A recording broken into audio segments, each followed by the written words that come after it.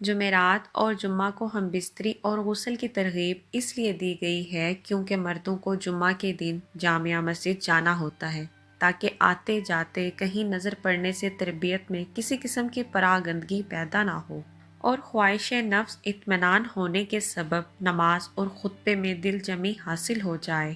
حدیث نبوی ہے، مرد کا اپنی بیوی کے ساتھ ایک بستر پر سونا افضل ہے سوائے اس کے کہ کسی ایک کا دل راغب نہ ہو۔ اس کی بنیادی وجہ یہ ہے کہ مقصد ہم بستری کرنا نہیں ہے، بلکہ مقصد تو اپنی بیوی کے دل کو خوش کرنا ہوتا ہے، یہاں تک کہ بیوی کے دل کو راضی کرنے کے لیے اس کے ایام کے دنوں میں بھی قریب ہو جانا گویا انبیاء علیہ السلام کی سنت مبارکہ ہے۔ حضور پاک صلی اللہ علیہ وآلہ وسلم نے ارشاد فرمایا کہ اپنی بیوی سے جمع کرنا بھی صدقہ ہے اور اس پر ثواب ملتا ہے۔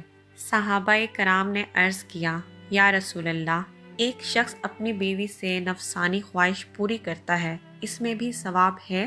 آپ صلی اللہ علیہ وآلہ وسلم نے ارشاد فرمایا کہ اگر وہ اپنی خواہش کسی غلط جگہ پوری کرتا تو اس پر گناہ ہوتا یا نہیں؟ تو صحابہ کرام نے عرض کیا، یا رسول اللہ، ضرور گناہ ہوتا۔ تو آپ صلی اللہ علیہ وآلہ وسلم نے فرمایا کہ جب گناہ سے بچنے کے لیے حلال جگہ اس کو صرف کیا تو ضرور ثواب ملے گا۔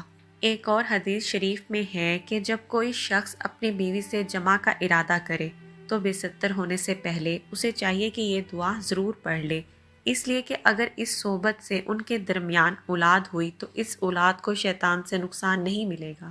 دعا کا ترجمہ۔ شروع کرتا ہوں اللہ پاک کے نام کے ساتھ۔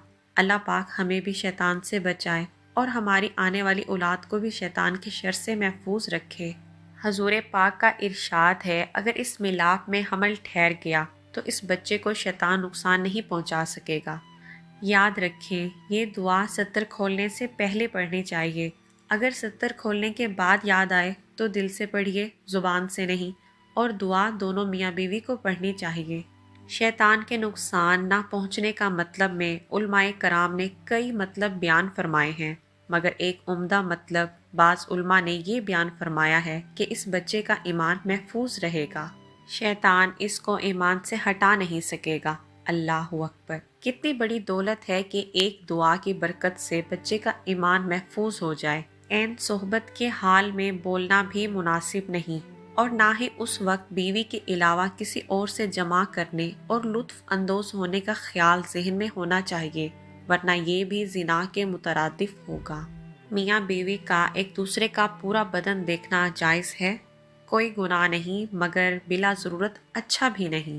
حضرت ابو ہریرہ رضی اللہ تعالیٰ عنہ سے روایت ہے کہ رسول پاک صلی اللہ علیہ وآلہ وسلم فرماتے ہیں کہ اس ذات کی قسم جس کے ہاتھ میں میری جان ہے، کوئی مرد نہیں جو اپنی بیوی کو اس کے بستر کی طرف بلائے اور وہ انکار کرے، مگر وہ جو آسمان میں ہے اس سے ناراض رہتا ہے یہاں تک کہ وہ شوہر اس سے راضی ہو جائے۔ حضرت ابو ہریرہ رضی اللہ تعالیٰ عنہ فرماتے ہیں کہ رسول پاک صلی اللہ علیہ وآلہ وسلم نے نماز پڑھائی اور فرمایا، اپنی جگہوں پر بیٹھے رہو۔ پھر آپ صلی اللہ علیہ وآلہ وسلم نے اللہ کی حمد و ثنا بیان کی، پہلے مردوں کی جانب متوجہ ہوئے اور فرمایا کہ کیا تم میں سے کوئی ایسا ہے جو اپنی بیوی کے پاس آ کر دروازہ بند کر لیتا ہے اور پردہ ڈال دیتا ہے اور پردے میں چھپ جاتا ہے؟ لوگوں نے جواب دیا، جی ہاں۔ پھر آپ صلی اللہ علیہ وآلہ وسلم نے فرمایا، اس کے بعد وہ لوگوں میں بیٹھتا ہے اور کہتا ہے، میں نے ایسی کیا، میں نے ایسی کیا۔ یہ سن کر لوگ خاموش رہے۔ مردوں کے بعد آپ صلی اللہ علیہ وآلہ وسلم عورتوں کی جانب متوجہ ہوئے اور ان سے بھی پوچھا کہ کیا تم میں سے ایسی ہے کوئی جو ایسی ایسی باتیں کرتی ہیں؟ تو وہ بھی خاموش رہیں، لیکن ایک نوجوان عورت اپنے ایک گھٹنے کے بل کھڑی ہو کر اونچی ہو گئی تاکہ آپ صلی اللہ علیہ وآلہ وسلم اسے دیکھ سکیں اور اس کی باتیں سن سکیں۔ اس نے کہا، اے اللہ کے رسول، اس قسم کی گفتگو مرد بھی کرتے ہیں اور عورتیں بھی کرتی ہیں۔ آپ صلی اللہ علیہ وآلہ وسلم نے فرمایا، جانتے ہو ایسے شخص کی مثال کیسی ہے؟ اس کی مثال اس شیطان عورت کی سی ہے جو گلی میں کسی شیطان مرد سے ملے اور اس سے اپنی خواہش پوری کرے اور لوگ اسے دیکھ رہے ہوں۔ خبردار، مردوں کی خوشبو وہ ہے جس کی بو ظاہر ہو، رنگ ظاہر نہ ہو، اور خبردار، عورتوں کی خوشبو وہ ہے جس کا رنگ ظاہر ہو، بو ظاہر نہ ہو۔ شب زفاف میں میاں بیوی کا ازدواجی تعلق قائم کرنے سے پہلے 2 رکعت نماز پڑھنا ثواب ہے۔ یہ نماز نفل ہے۔ یہ خیر و برکت اور میاں بیوی میں باہم الفت اور محبت کا ذریعہ ہیں۔